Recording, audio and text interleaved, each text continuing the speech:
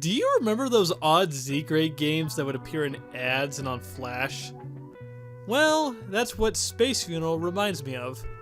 Released in 2010 and developed in RPG Maker 2003 by a user named the Catamites, Space Funeral has all of the markings that can make a Z-grade game on the surface.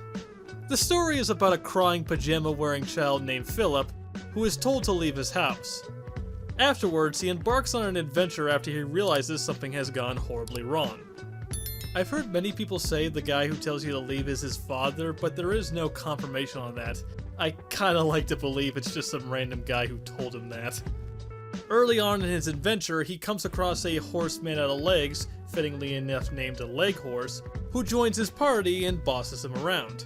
The visual style is infamously simple and recognizable. According to the creator, it was based off of the NES game Monster Party and a freeware game called Bat Castle. Most of the game's soundtrack was taken from old vintage electronic music that, in an odd way, really fits with the bizarre atmosphere this game has conjured. The gameplay mostly consists of you roaming around these grotesque areas, occasionally crawling around in a dungeon, and of course participating in a turn-based RPG battle.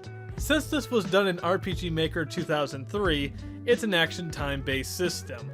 And honestly, it's really boring. Most of the battles are insanely easy. You can just get away with mashing the attack command or spamming all of your spells. Even the boss battles don't pose any challenge. It's not very engaging. The only things of note though are some of the funny weaknesses some of the enemies have, as well as the mystery command.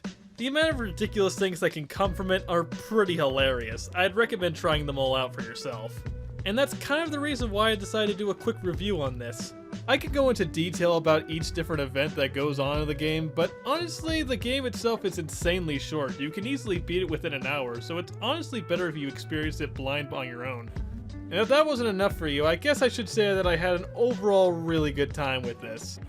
It's abundantly clear that this was not intended to be a serious game. I've even seen a lot of people classify it as a horror game, and outside of that one bit, which, okay, yeah, I did have my friends questioning me if I got this game from the dark web, I really wouldn't call it a horror game, more or less a parody or just sort of a tongue-in-cheek adventure. But overall, that's gonna do it for this video. I'm Mr. Game Guy.